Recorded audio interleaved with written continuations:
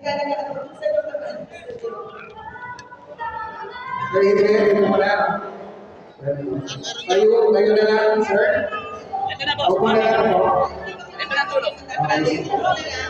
Okay, upo na lang. Tapos, yung nasa tayo, sa likod, tayo po.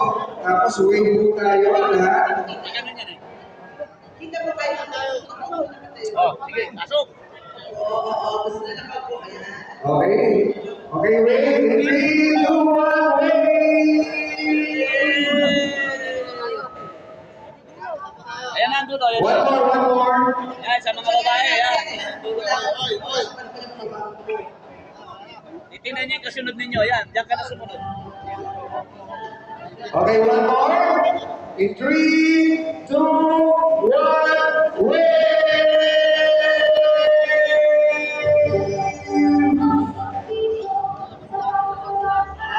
Siguro isang retrato tayo mga Boston para pinamigay ko naman ang nagregalo sa akin yung kanyang artwork. Ang ating po Jose Bongo Marcos para pakapunan.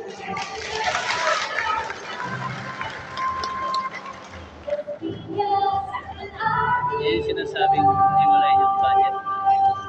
So, So, alam niyo, hindi niya bubuti. Hindi nadadaan sa mga. Alright.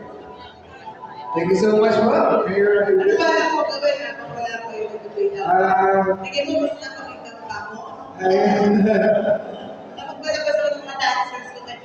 Wala ko sa is, raon na lang. Pero habang nagkakantay po sila, i-recommend ko na po ulit sila, no? Na kailangan po, ulitin ko, katulad na sinabi ko kanina. Number 1, huwag mong tupiin ang inyong mga Xerox na ID. Yan. Siguraduhin na ang Xerox ng inyong driver's license ay back to back. Ang may problema rin. Yes, po. Sa mga wala kong zeros ng kailangan lisensya, walang problema.